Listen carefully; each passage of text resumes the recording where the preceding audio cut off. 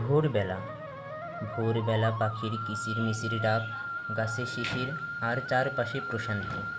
সাদিকের মা তার ঘুমন্ত ছেলেকে ডেকে বললেন, বাবা উঠো, আজ তো ফজরের নামাজ পড়বে বলেছিলে। সাদিক হালকা চোখ মেলে বলল, আম্মু একটু পর, এখনও তো সূর্য ওঠেনি। মা আদর করে বললেন, বাবা ফজর তো সূর্য ওঠার আগেই পড়ে ফেলতে হয়, সূর্য ওঠার পর তো সময় শেষ হয়ে যায়। সাদিক চুপচাপ শুনে আবার ঘুমিয়ে গেল। হঠাৎ ঘুমের মাঝে সাদিক যেন এক স্বপ্ন দেখতে লাগলো। সে দেখতে পেল সে আকাশে দাঁড়িয়ে আছে, বিশাল এক আলো চারপাশে ছড়িয়ে পড়েছে।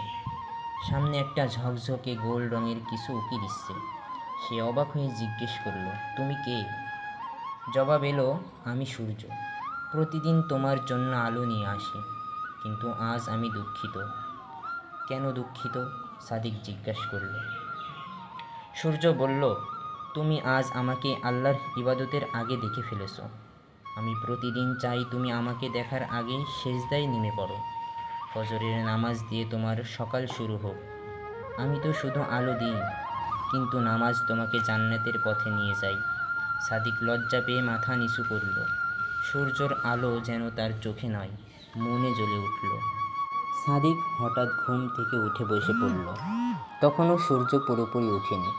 সে দৌড়ে গিয়ে বলল, আম্মু তাড়াতাড়ি, আমি নামাজ পড়ব, আমি সূর্য ওঠার আগেই সেজদা করতে চাই।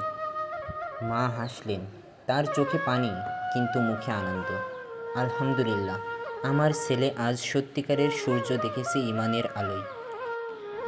তো এই গল্প থেকে আমরা এই শিক্ষা পেলাম যে ফজরের নামাজ সূর্য ওঠার আগেই পড়তে হয়। সূর্য প্রতিদিন আমাদের ডাকে আল্লাহর দিকে ফিরতে। একজন মুসলমানের দিন শুরু হওয়া উচিত সিজদা দিয়ে, অলসতায় নয়। প্রকৃতি, বিশেষ করে সূর্য, আল্লাহর নিদর্শন, যা আমাদের ঘুম ভেঙে হেদায়েত দেয়।